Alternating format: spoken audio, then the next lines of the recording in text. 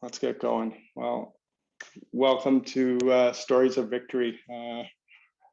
Recovery month, recovery 2.0 style. Lots of great stories to be heard this month. Already two have happened. I've heard lots of good stuff about those. Hello, my name is Damon. I am on a path of discovery in my recovery, and a good old-fashioned alcoholic to boot. Yeah, I'm gonna share my story, a little bit of what it was like, what happened, and what it's like now. The format that I learned in the rooms of Alcoholics Anonymous. So, Tommy and Tommy's teachings in Recovery 2.0 have informed a lot of the way I think about recovery these days, and it's definitely informed how I think about my beginning. Well before drugs and alcohol became a part of my life. And I look at my childhood and I see where impact and escape were such a big part of it, without ever even having a clue that I was starting to build a pattern towards addiction. And for me, that mostly was through athletics. Hockey, I'm a Canadian boy living up in Northern Ontario. Hockey is king and queen up here, and I fell in love with it, and I fell in love with competition. And I was the kid that would play 12 hours of hockey a day. I would go to the rink, play my 2 or 3 games on the 2 or 3 teams I played for. I would referee for a couple hours. I would invite a buddy to come back for a sleepover, and we would play on my outdoor rink on the pond. Then we would come in and play little hockey in the hallways, and then we would watch Hockey Night in Canada, and then we would go to bed reading our hockey news. And every day that I could do that, I would do that. So and then golf. I fell in love with golf at 12, and very quickly I would get dropped off at the course at 7:30 in the morning and picked up at 5:30 at night, and I was golfing 36 to 45 holes a day, 5 days a week. And I see the obsession and the impact and that I was, and the escapism that was priming me for a life of addiction. So normally when I tell this story, I talk a lot about the places that drinking and drugging took me to. I'm not going to go there. I could share, the first impaired, this, and even the second impaired that had me in jail for a couple of weeks, and the call I had to make from a jail cell to my partner then, Judah, who was at my son's bedside at Sick Kids Hospital in the NICU with our very sick baby, and I'm in a jail drunk. And I could talk about all the relationships that I ruined through the drinking, or the two programs in school at the college and university levels that I failed out of, or the copious amount of jobs that I failed. But for this talk, I kind of wanted to think about how could I come across with the feeling of what it was like to be in my journey of addiction. And I came up with three memories that I have. And the first one was probably around 19 years old, and it was a New Year's Eve party, and all of my best chums in the world were there, and then a lot of other people that I didn't know. And this, I'm probably a couple of years into my drinking career, and it just, drinking would allow me to come out and play in a way that I couldn't if I didn't have it. And this night was a special night for me.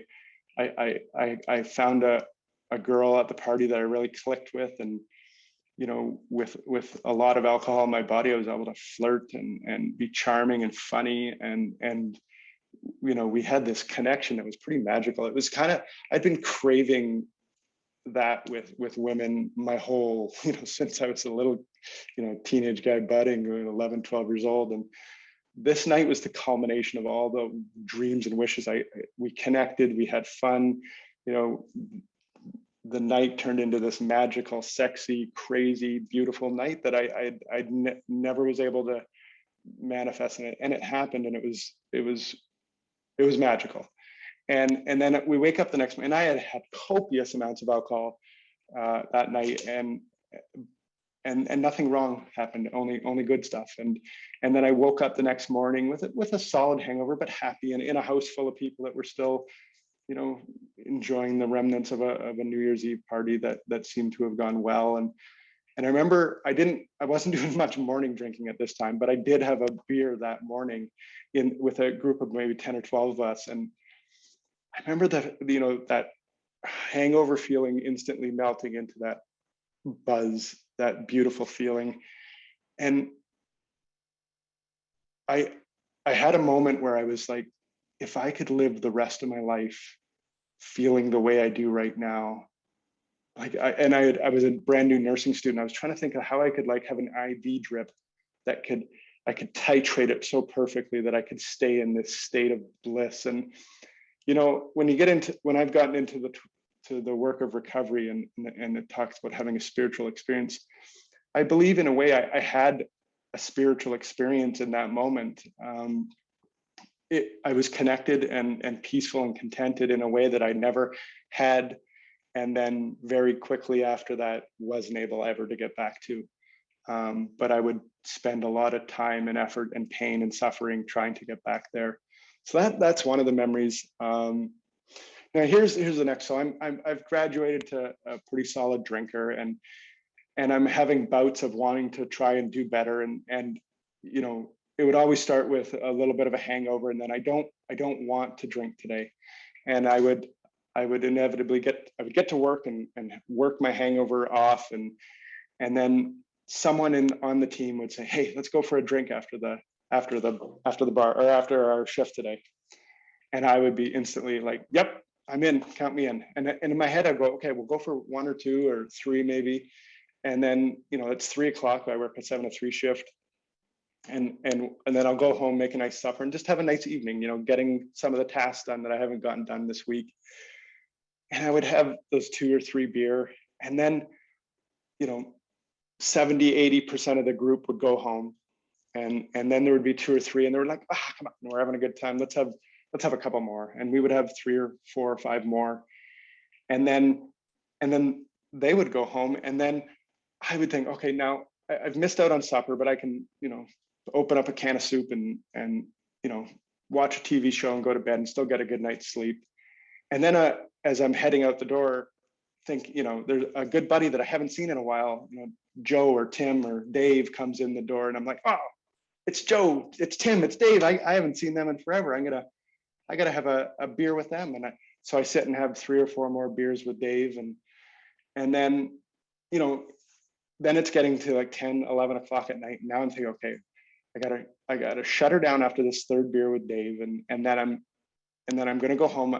I'm gonna be a little bit tired in the morning, a little bit headachy, but if I shut her down now, I'm good. And then a buddy of Dave's comes in and he buys a round, and I'm like, okay, a couple more.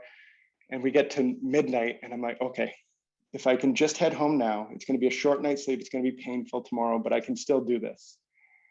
And then someone orders another shot, and I'm in. And then the thinking switches to, okay, I'm not going to be able to go to work tomorrow. I haven't called in sick in like 3-4 weeks. It's been a while now. Maybe tonight's, I can do that. And then once I've made that decision, the gloves are off, and I drink till the wee hours of the morning, till I physically pass out and stop. And that night played out for me in with the details slightly shifting, but it was like Groundhog Day so many times. So that was a lot what addiction looked like. And then I remember this last memory that sort of brings me to what addiction was like for me. And I remember this is in my second recovery, or my second relapse after my first recovery. And I'm smoking marijuana at this point. I'm not touching alcohol. I know I can't do that. But I'm smoking weed. And I come home from hockey one night, and I'm restless, irritable, discontent. I'm feeling uncomfortable, and I pull out some marijuana and I smoke it. And at once that ease that comes with the drink or the drug comes into my body. And in that, as soon as the ease comes in, the thinking that, okay, I'm done with this, I don't need to do this anymore. But what I know now is that when I'm feeling comfortable, it's easy to think about not doing it anymore. It was when it was uncomfortable that I could never seem to start that journey again. And so this one night, I'm like, okay, I'm never going to do this again. I need to stop. And I throw this bag of weed out the window. I'm driving down a country road and there's a forest here. And I head into town and I'm happy, I'm high, and I'm like, gonna quit doping forever. And the next day comes, and later in the day, and I have no drugs accessible to me. And I'm starting to get itchy and scratchy in my body and twitchy. And I say to my wife, I said, I got to head out and do a couple of errands. I'll be back. And I drive out to the country, which is like a 35-minute drive. And I don't know, because out in the country, the whole damn road looks the same. So I don't know exactly where it is. So I'm like searching into the woods, and I'm through the mud and dirt and scavenging. And I spend like an hour and a half looking for this bag of weed that when my family's at home doing their night that I should be spending with. And I'm on my hands and knees through this forest looking for the fucking weed that I'd thrown out the night before because I wanted to quit. So, those are the places, those are the feelings that I remember from my life of addiction.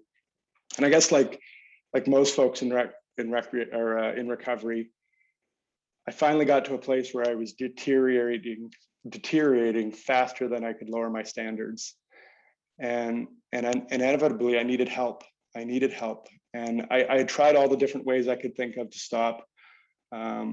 Switching the drinks, only drinking this much, drinking on this day, water between drinks, and none of it, cold turkey. I went 6 months once without drinking, without having a clue what recovery was. And it was the worst 6 months of my life. So I was still spending time with my buddies in the bar and going to sporting events where the party was going on.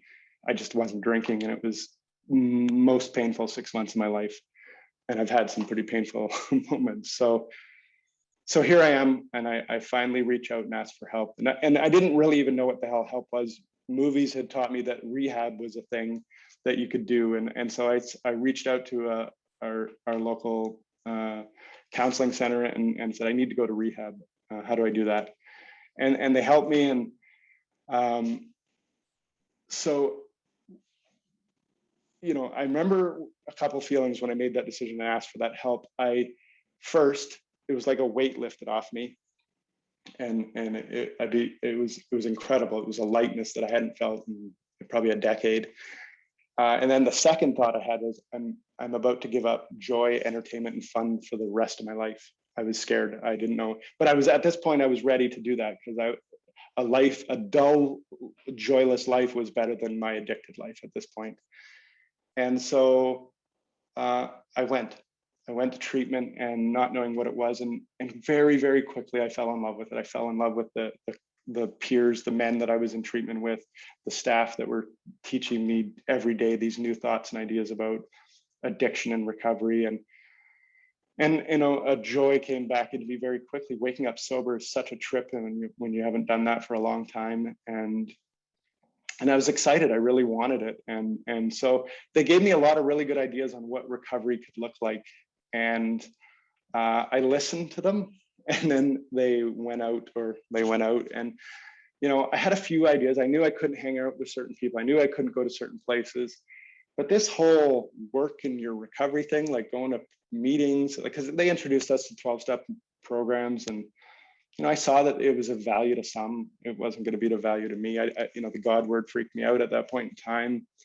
So I headed out on this recovery with the full knowledge that I wanted to stay sober, and that knowledge alone was going to be enough, and that I was not going to put myself in dangerous situations or dangerous people. And so I headed out. And I started this recovery, which I titled this talk my master class in how not to recover. And this is it. I did one thing in the first year of 3.5 years of sobriety. And I used the term sobriety very loosely, because the only part of me that was sober was my body, and not fully, I'll share that. But emotionally, I certainly wasn't. So I went to a men's support meeting for the first year. And it was a 2-hour meeting on Tuesday nights. And I would walk in at a minute to 6 and then leave the moment that meeting ended. And, you know, one of my favorite talks Tommy gives about early recovery is about the idea of, you know, letting people get to know you and getting to know people in your recovery community. And I did not do that. I did not get to know a soul. I did not have a phone number. I didn't connect. And after 1 year, I stopped going to that meeting. You know, my life started to be really good in the ways that, you know, from, if you were looking from the outside in, it would. You know, my job, my career was moving up. I was getting married. I had children. I looked like a guy who had his shit together. Anyone who wanted to know, I would tell I was in this really powerful and amazing recovery. So that's the one thing. And I kind of thought length of time and lack of cravings were what a good recovery was. So if I had 6 months, it was better than 3. If I had a year, it was better than 6, and so on and so forth. And if I wasn't craving it, that was successful. And the truth is that led me nowhere very quickly. I didn't progress. I started to slowly regress. One of the things at the year mark, I decided to give myself a celebration for being sober a year, to go to Costa Rica. I'd always wanted to try surfing. So I went there. Actually, I went very close to where the Recovery 2.0 retreat is, Nasara, Playa Guainis, Malpais down there. And I had a beautiful adventure. And as I was heading there, I remember having this thought, okay, I might get tempted. I might get tempted to drink because it's vacation mode. Well, I'm going to give myself chewing tobacco, because I used to be a chewer. I used to chew tobacco in my addiction days, and I hadn't for the year of sobriety. But I thought, okay, I'll give myself chew, and I'll just do it for the trip, and then I'll come back, and that'll be enough. And that'll help sort of keep at bay any sort of thoughts of drinking or drugging might have. And so I went and did that, and I come back, and I was in a relationship with my then girlfriend, now wife, and I kept it a secret. Yeah, nauseated face. Travis, it's such a gross habit. You know, and I kept it a secret from her. And, you know, that was, you know, talk about unskilled recovery. That was the moment I put myself right back in the frequency of recovery, or of addiction. I was chew would give me this teeny tiny little buzz. And so I was chasing that little buzz. I would enjoy that 10, 15, 20 minute tiny buzz. And I would obsess throughout the day of when I could do it and how to do it with no one knowing. And I was in dishonesty and manipulation mode, and, you know, keeping chew in my pockets and making sure no one's touching that pocket. It was crazy making. I was back in that land of drug and alcohol addiction. And so that was another thing I did. I had no program of recovery whatsoever. I had no connection to a person in recovery. And then there was a few things I did. I had a vasectomy during that journey, and I got given Tylenol 3 as a sort of, if you have pain sort of thing. Well, I did not have an ounce of pain after my vasectomy. I was lucky to have that. But I took every single one of those Tylenol 3s. And there wasn't one part of me thinking that this is abnormal behavior. I had another time where I had a toothache, and my brother-in-law gave me 4 Percocet, and I took 2 and then 2, and it was incredible. It was like I wanted toothaches more and more, because I love the feeling of medicating myself. Now, nothing happened in those moments. I didn't then head off.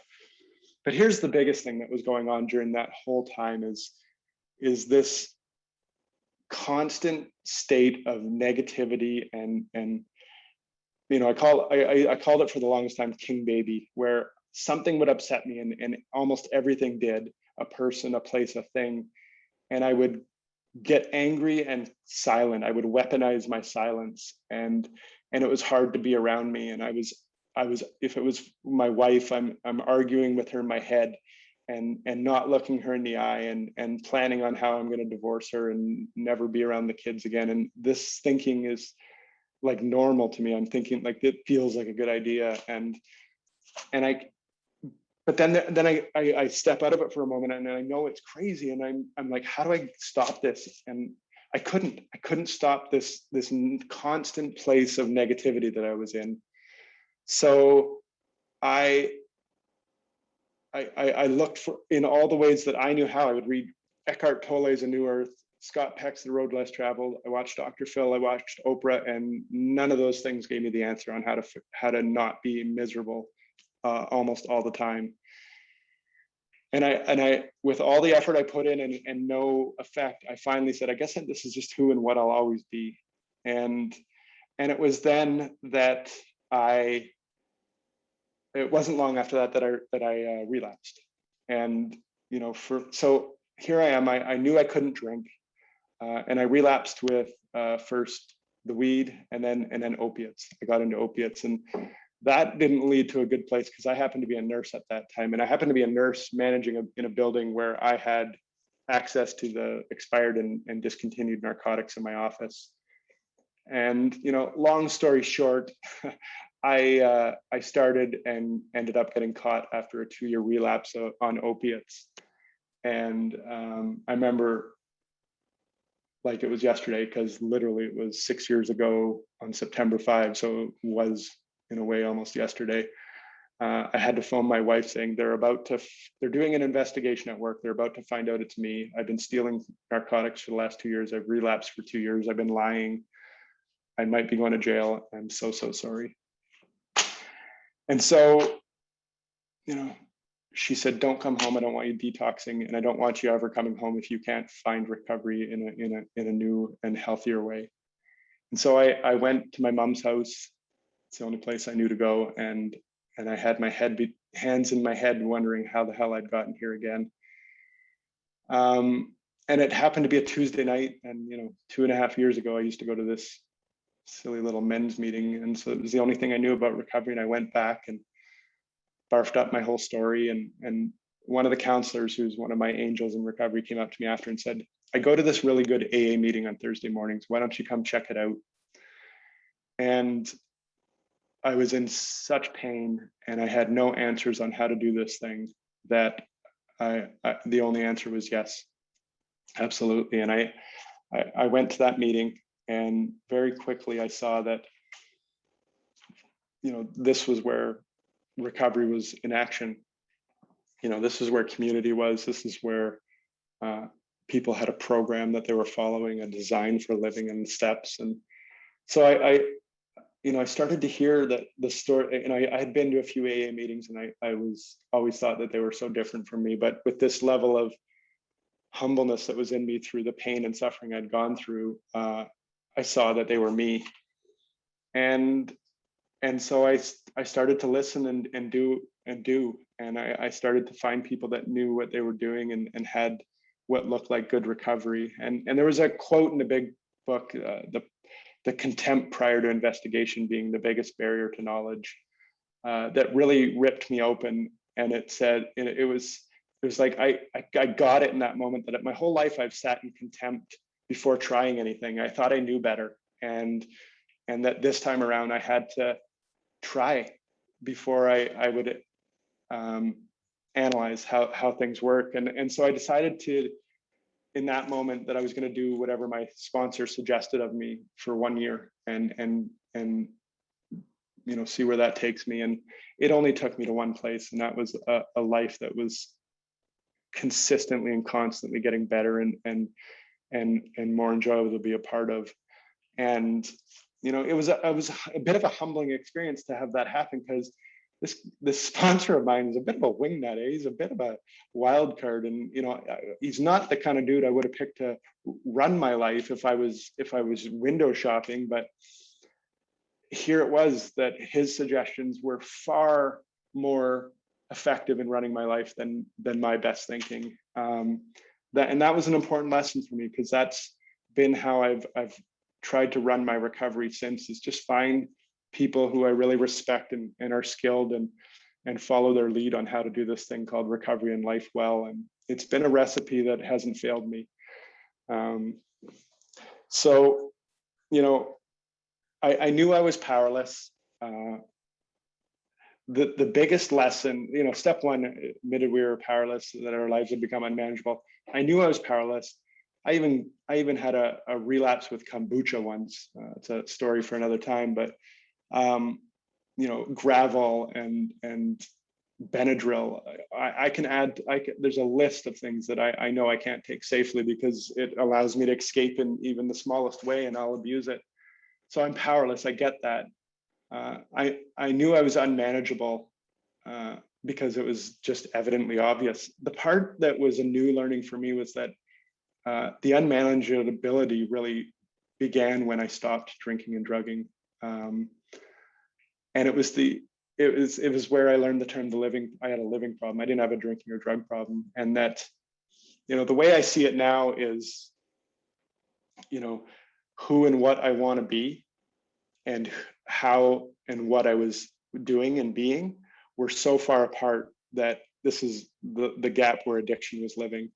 And so the steps for me were about coming closer into alignment with who and what I wanted to be. And the two big ones when I did my inventory were maybe three, but two or three big ones: selfish and self-serving and dishonest, and then fearful. Those were the highlights that I had to start paying attention to, and really paying attention to. I had to start being honest in a way that was so different. I had to be honest when no one knew I wasn't. I had to be honest when no one knew if I was being dishonest. I had to do it because I wanted to do it, and that was a whole different ballgame. And that's the work I do now in my recovery. The 12 steps have brought the biggest miracle. The 12 steps have brought. I talked about that negative headspace king baby stuff in my masterclass, How Not to Recovery. I don't live in that place anymore. I rarely have that space entered to me, and then when it does, I have so many tools. I get to a meeting. Tommy says this all the time, and I've learned it from him, and I've put it into practice, and it does nothing but work every fucking time. It's when I'm struggling, I reach out and I call and I talk, and I tell the truth about what's going on. None of my shitty behavior stops unless I tell the truth about it. I cannot stop a shitty behavior or shitty energy if it stays in the dark. So that's been one of my skills, and it was hard. It's hard to do. It still is hard to do because the thinking that happens in those moments I need to tells me I don't need to. So I have to go against the grain almost every time, and it requires a courage that I didn't know I have and that I do have. So I'm just going to check the time. It's 3:29. And so I was on fire. In my early recovery, I was doing the steps. I was so lucky that I found Recovery 2.0 around that time, about 5, 6, 7 months into it. And so I was a student, and the very first thing I heard is sadhana, sadhana, sadhana. You can't go too far down the R2O rabbit hole without hearing sadhana. And so I started to practice sadhana, and I took the advice of starting small and just making sure I made it to my mat. And I wasn't perfect in the beginning, far from it, but I started to cultivate one of what I call superpowers of recovery, and that's to start again. So I would miss a day, and then I would start again. And with the old attitude used to be, fuck it, I missed, I'm not going to do it anymore. But to start again in every single aspect of recovery is a superpower. And I tell myself that, and again, when I'm not perfect, I just start again. And only goodness comes out of that attitude and that practice. And so, I sorry, I'm lost where I am. So I would do, sadhana, R2O, and then yoga and meditation, and then a whole beautiful community of people. I then went to I'm 2 or 3 years into my recovery, and I'm doing what I love to do, and that's connecting with people in recovery and having coffee with them and talking. And I remember coming home one day to my wife saying, if I could get paid to talk recovery and drink coffee, I'd be the happiest man on earth. And, you know, 2 nights later, I'm listening to Tommy do a Monday nighter, and he says, I'm gonna create a recovery coaching program. The only prerequisite is that you're a yoga teacher, and Kia and I are going to be doing a yoga teacher training in India. So why don't you come check it out? And my wife looks at me and she goes, guess you're going to India. And it was a magical moment, and it started a journey that has been incredible for me. I went there and connected with a community of yogis, but yogis in recovery, so many of them, and connected with Tommy for the first time, and got to watch you know, my mentor be exactly what I wished and hoped he'd be in real life. And then, you know, and then a year and a half, 2 years ago, a bunch of us went to the recovery coach training that he talked about in Joshua Tree, and what a magical experience that was. And these immersive experience that R2O creates are steroids for recovery. They're incredible, and you know, they've catapulted me in my journey, you know, 3 or 4 different times, and to this day now, I live a life that I never could have dreamed or imagined. I always had this feeling I was meant for success. I had kind of the wrong vision of what success was, and what it is that I'm a better father, husband, friend, and professional person than I ever thought I could be, or ever thought I was going to be. And that to me is what success is, you know. And that's what recovery has brought me. You know, I keep evolving in how I think about it. I used to think, I still think about it a lot, but selfish, self-serving, fearful behavior. I got to be on the lookout for making sure that that's not how I'm doing it. But recently, after reading a beautiful book called Drop the Rock, I kind of started to turn that I don't have to just stay in the pattern of looking out for how not to behave. I can start looking at it in a way of how do I want to be, the opposite of my character defects, loving and kind and of service. And so there's these flip sides, and it's, you know, I come back to anyone who's been in a meeting with me lately has heard me talk about this. The way I'm looking at it now is that, you know, when I became a good golfer, it wasn't because I was trying to avoid all the mistakes that can be made. It was because I learned what was the right thing to do, and I practiced the right thing over and over and over again, and I got good at it. And that's the shift that's recently happened for me in my recovery. I've pinpointed these really positive ways I want to be in the world, and I'm trying to practice them and put them into habit and cultivate them into. So, you know, I went through a bit of a tough run, you know, in my 5th year of recovery, just sort of like plateauing, but in the last month or so, I feel like I've started to come out of it with because I kept seeking and looking and learning, and you know, thank you for the joys and challenges. The challenges, like I just had, were what allowed me to sort of start to look and see in a different way. I had to, you know, I hope one day I can evolve without pain, but it doesn't seem to be my pattern just yet. And you know, so be it. The way it's worked out has been incredible. You know, there's so much more to the story on both sides of it, but you know, that's about the time I got today to with. So I'm going to end it there. Anyway, thank you to everyone. What a pleasure. What a pleasure. Oh yeah, let's close this thing the way we do in Recovery 2.0 land. We're going to close it with the Recovery 2.0 prayer. So everyone, please bring your hands to your heart center. Good little energy for the heart. Closing the eyes if that's comfortable for you. If not, just soften the gaze. Full deep inhale through the nose. Full exhale. And we'll inhale to begin. Universe, divine, creator, put me in the places you want me to be, with the people you want me to be with, doing the things you want me to do. Thank you for the joys and the challenges in my life. Amen.